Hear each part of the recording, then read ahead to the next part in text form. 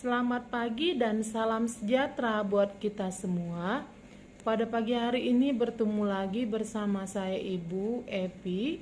Pada pertemuan ke-9, harapan Ibu, anak-anak Ibu tetap sehat selalu belajar dengan semangat di rumah dan mengerjakan segala tugas yang Ibu berikan sehingga nanti anak-anak Ibu boleh menjadi anak-anak yang pintar. Nah, anak-anak Ibu, sebelum kita melakukan pembelajaran kita, ada baiknya kita berdoa menurut agama dan kepercayaan kita masing-masing. Doa dimulai. Doa selesai. Pada pokok bahasan kali ini kita akan membahas tentang pasar oligopoli. Adapun kompetensi dasar pada pokok bahasan kali ini sama dengan minggu lalu, yaitu mendeskripsikan pasar monopoli, monopolistik, dan oligopoli.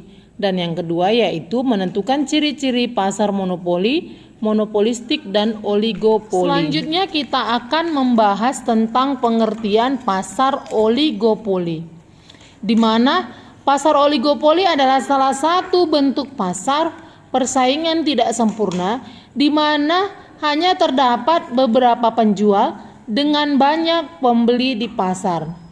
Nah, biasanya beberapa industri yang masuk atau yang termasuk dalam kategori ini misalnya industri rokok, mobil, semen, penerbangan, dan sejenisnya. Nah, itu adalah contoh-contoh pasar oligopoli. Nah, ini merupakan contoh-contoh yang Ibu sebutkan tadi, contoh dari pasar oligopoli. Nah, ini dia contohnya.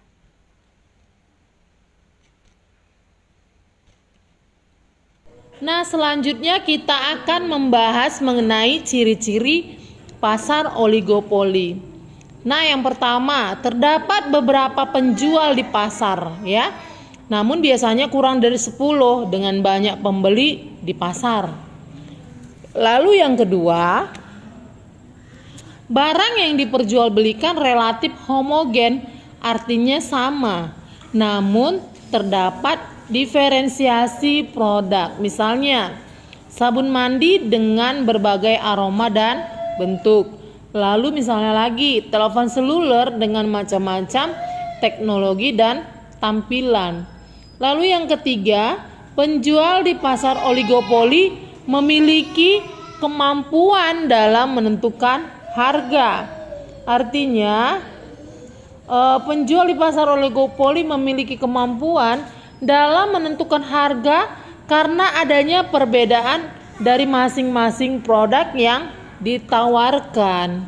Lalu yang keempat yaitu masing-masing penjual bersaing sangat ketat dengan penjual lainnya.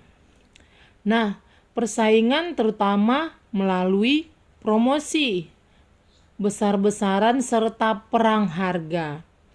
Nah, perang harga terjadi pada saat suatu perusahaan bermaksud menurunkan harga agar memperoleh pangsa pasar yang lebih besar, namun diikuti dengan penurunan harga oleh perusahaan lain.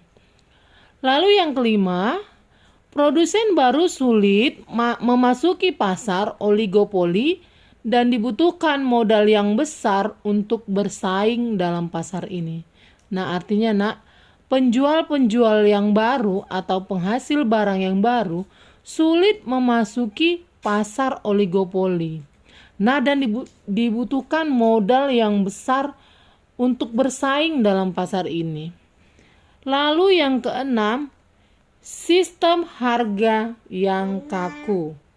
Nah, oleh karena sifatnya yang hanya terdiri atas beberapa perusahaan, perilaku suatu perusahaan menjadi sangat terasa pengaruhnya bagi perusahaan lain.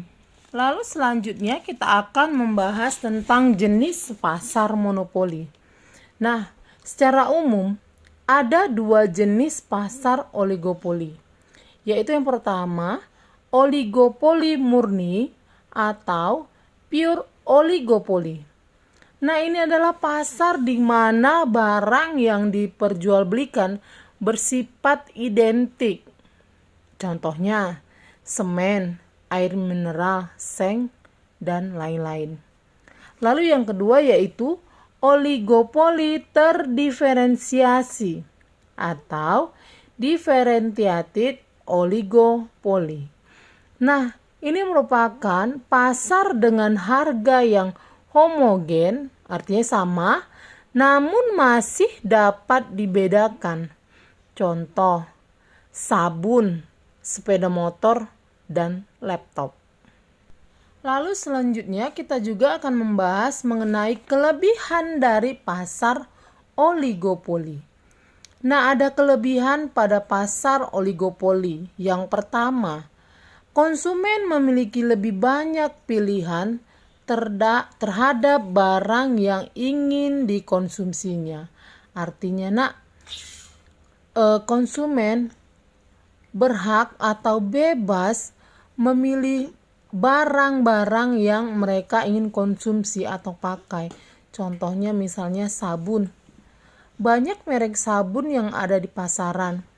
Maka konsumen bebas memilih mana yang menurut mereka baik dan akan dikonsumsi. Nah, lalu yang kedua, persaingan antar produsen dapat memberikan keuntungan bagi konsumen. Nah, ini terutama karena adanya peningkatan kesadaran produsen untuk memuaskan kebutuhan konsumen. Nah, ini membuat antar produsen berinovasi untuk menciptakan atau melakukan perubahan untuk meningkatkan barang yang dijual sehingga konsumen merasa puas dan ingin memakai barang-barang yang dijual oleh produsen. Lalu yang ketiga, perusahaan umumnya terus melakukan inovasi sehingga produk semakin berkembang. Selanjutnya, kalau tadi kita membahas tentang kelebihan pasar monopoli, selanjutnya kita akan membahas juga tentang kekurangan dari pasar oligopoli. Nah, pasar oligopoli juga memiliki yang namanya kekurangan. Nah, apa itu kekurangannya? Ini dia. Yang pertama, yaitu perang harga antar produsen sering kali terjadi.